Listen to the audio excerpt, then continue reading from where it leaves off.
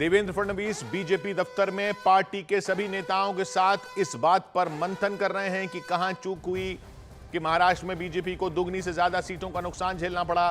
पिछले चुनाव में 23 सीटें जीतने वाली बीजेपी इस बार सिर्फ 9 सीटों पर ही जीत दर्ज कर पाई है, यानी आधी से भी कम हो गई हैं, जबकि 13 सीटें अपने नाम करके कांग्रेस महाराष्ट्र में सबसे बड़ी पार्टी बनकर उभरी है। लोकसभा सीटों के हिसाब से महाराष्ट्र में 9 सीटें ही जीत पाई बीजेपी, कांग्रेस 13 सीटें जीत पाई। ये पिछली बार के चुनाव के बाद एक बिल्कुल अलग तरीके का चुनाव था। पिछली बार लोकसभा की 48 सीटों में 41 सीटें एनडीए ने जीती थीं, लेकिन फिर पार्टियां टूटी और अब ये इलेक्शन हुआ 2024 का। 48 यानी दूसरी सबसे बड़ी ज्यादा सीटों वाले राज्य महाराष्ट्र में एनडीए और इंडिया दोनों खेमों में हलचल तेज हो गई है। महाराष्ट्र में इंडिया गठबंधन को 30 सीटें मिली हैं, जबकि एनडीए ने 17 सीटें जीती हैं और दोनों गठबंधनों की आज दिल्ली में बैठक है। ऐसे में इंडिया की मीटिंग में शामिल होने के लिए शरद पवार और सुप्रिया सुले दिल्ली पहुंच चुके हैं। एनसीपी का शरद पवार गुट 8 सीटें जीतकर महाराष्ट्र का तीसरा बड़ा दल बना है।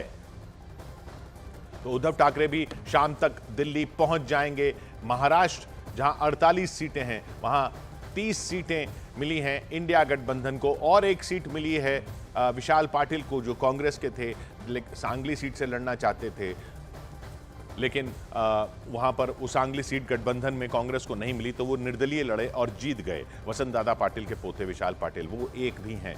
तो 30 वो, एक विशाल पाटिल और 17 एनडीए को सीटें मिली हैं। नीरज हमारे साथ जुड़ रहे हैं। नीरज, ये महाराष्ट्र में अब क्या होगा?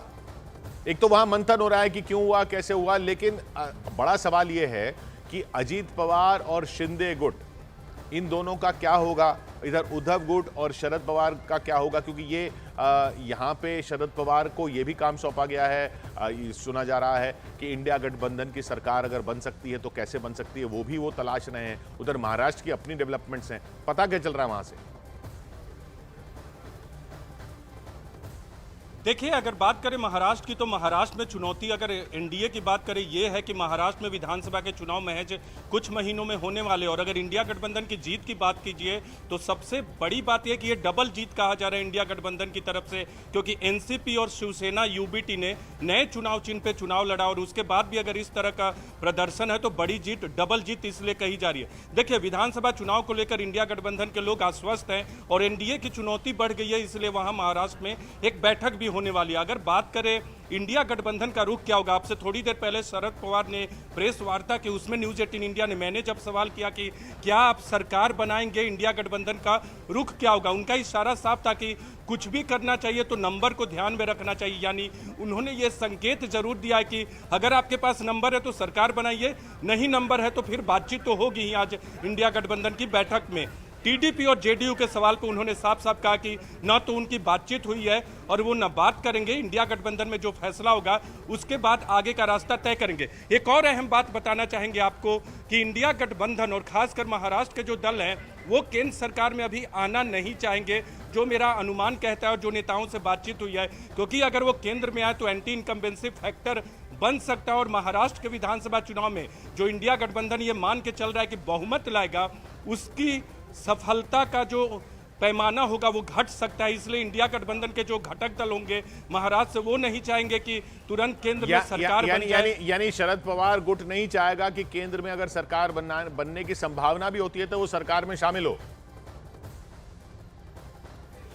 नहीं, बिल्कुल ये बात नहीं है किशोर। देखिए, सवाल यह है कि अगर इस तरह की कोई संभावना बनती है, मान लीजिए टीडीपी और जेडीयू के बिना सरकार तो बनेगी नहीं, अगर वो दोनों पार्टियों में से कोई इधर आता है और इंडिया गठबंधन की सरकार बनने की संभावना बनती है तो जरूर उसमें शामिल होंगे और सहयोग भी करेंगे, लेकिन वो इंडिया गठबंधन की बैठक के बाद पता चलेगा। लेकिन शरद पवार का ये बयान कि कुछ भी करना चाहिए आगे, तो व्यक्तिगत राय में उन्होंने बताया है कि नंबर का ध्यान रखना चाहिए और नंबर आज की तारीख में इंडिया गठबंधन के पास नहीं है, नंबर इंडिया गठबंधन के यानी विपक्ष में बैठने की बात वो कह रहे हैं। अभी होगा क्या वो देखना होगा। विवेक हमारे साथ मुंबई से जुड़ रहे हैं। विवेक, मुंबई में क्या बात हो रही है? किशोर, देखिए, मुंबई में और महाराष्ट्र की बात करें तो सबसे ज्यादा डेंट किसी को लगा है तो वो बीजेपी को लगा है जी। 2023 में बीजेपी जो 23 सीटें लोकसभा जीत के आई थी वो सिंगल डिजिट 9 पे पहुंच गई है। 14 सीटें वो हार गई है। इसी को लेकर अब महाराष्ट्र के बीजेपी हेडक्वार्टर में कोर कमेटी की मीटिंग चल रही है, मंथन चल रहा है, जिसमें देवेंद्र फडणवीस तमाम नेताओं के साथ, जिनके सांसद हैं, विधायक हैं, सभी तमाम नेता वहां पे मौजूद है और इस बात का मंथन चल रहा है कि आखिरकार ये हार कैसे हुई, किस वजह से हुई। महाराष्ट्र में 3-4 महीने बाद अक्टूबर में विधानसभा चुनाव जी नहीं, मैं वही सवाल अब ये ना, सवाल अब आगे का है कि आगे विधानसभा चुनाव है। एक तो वहां पे ये चुनौती है विधानसभा चुनाव में, दूसरी चुनौती है कि उन्होंने एकनाथ शिंदे को मुख्यमंत्री बनाया हुआ है, शिंदे गुट को अपने साथ लिया हुआ है, अजीत पवार को उप मुख्यमंत्री बनाया हुआ है, वो भी उनके साथ बने हुए हैं और उन दोनों को भी उस तरह का समर्थन नहीं मिला है। ये बीजेपी जो मंथन करेगी उसमें उन दोनों गुटों की बात होगी। मैं लौटता हूं आपके पास विवेक, इधर ये तस्वीरें आ गई हैं नीतीश कुमार के दिल्ली पहुंचने की। नीतीश कुमार दिल्ली पहुंच चुके हैं, सबकी नजरें नीतीश कुमार पर हैं, सबकी नजरें चंद्रबाबू नायडू पर हैं। इन दोनों के बिना किसी की सरकार नहीं बन सकती, ये दोनों घोषणा कर चुके हैं। आधिकारिक रूप से दोनों की तरफ से कहा जा चुका है कि ये एनडीए के साथ ही हैं, लेकिन फिर भी इंडिया गठबंधन जो है, विपक्षी गठबंधन जो था, उसके नेताओं की तरफ से ये बात आ रही है कि संभावनाएं तो तलाशी जाएंगी ही, संभावनाएं तो तलाशी जाएंगी ही। तो संभावनाएं इन दोनों के बिना तो तलाशी नहीं जा सकती। नीतीश कुमार दिल्ली पहुंच चुके हैं, अभी ये एनडीए की बैठक में शामिल होंगे। वहां शर्तों की बात हो रही है कि नीतीश कुमार की पार्टी की तरफ से क्या कुछ शर्तें रखी जाएंगी। आधिकारिक तौर पर तो यही कहा जा रहा है कि शर्त के साथ समर्थन नहीं होगा, हम एनडीए के साथ चुनाव लड़े थे, एनडीए में बने हुए हैं, एनडीए के साथ ही रहेंगे। लेकिन उसके बदले में, एनडीए में बने रहने के बदले में क्या उनको कुछ मिलेगा, या उनके ऊपर प्रेशर इसलिए भी बनेगा क्योंकि टीडीपी जो एनडीए में है वो भी कह रहा है कि विशेष राज्य का दर्जा दिया जाए आंध्र प्रदेश को, तो ये इनको बिहार के लिए भी विशेष राज्य का दर्जा मांगना पड़ेगा। पहले भी इनकी ये डिमांड रही है। ये सब संभावनाएं चल रही हैं। उधर इंडिया की बैठक से पहले शरद पवार का बहुत बड़ा बयान सामने आया है। शरद पवार ने कहा कि सरकार बनाने के मुद्दे पर कोई बातचीत नहीं हो रही है। शरद पवार ने कहा है कि अभी हमारी सरकार बनाने को लेकर किसी से कोई बातचीत नहीं हुई है, कोई बातचीत नहीं हो रही है, कोई बातचीत नहीं हुई है, शरद पवार ये कह रहे हैं।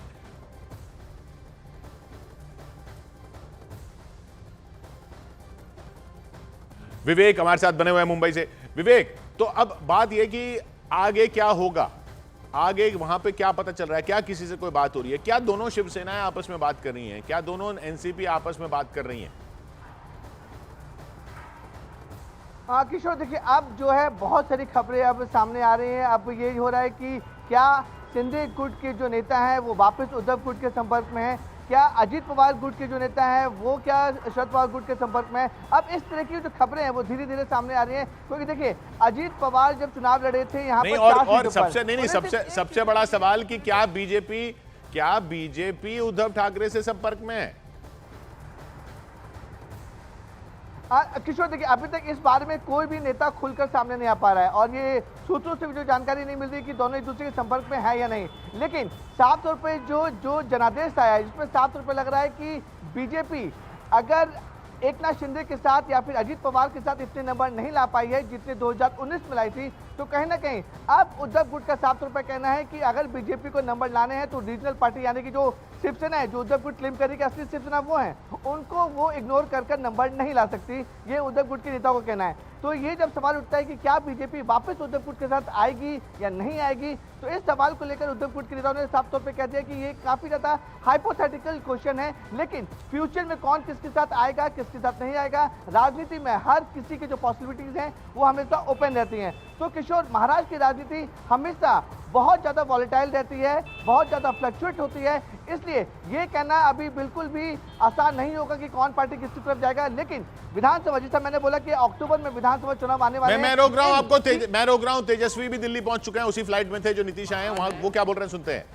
देश का मिजाज जो है मोदी जी के खिलाफ रहा और हमें खुशी है कि देश के लोगों ने सरकार लोकतंत्र को बचाने के लिए मत किया और जो तानाशाही रही है मोदी जी उनको सबक सिखाया गया।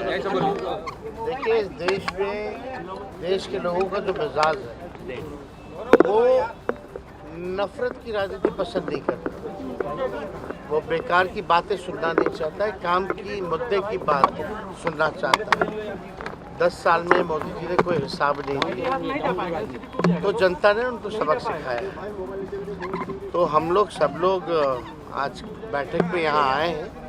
6 बजे हम लोगों की बैठक है और देखते हैं बैठक में क्या सभी लोगों का राय बनाने की कोशिश करेंगे आप लोग, क्योंकि क्लियर मेजॉरिटी अभी हमको लगता है थोड़ा धैर्य रखिए, अभी देखते जाइए क्या क्या होता है। सीएम के साथ आए, कोई बातचीत हुई? बात भी सब बात लोगों की नमस्कार प्रणाम दुआ हुई और क्या, लेकिन बाकी क्या होता आगे आगे देखते रहिए।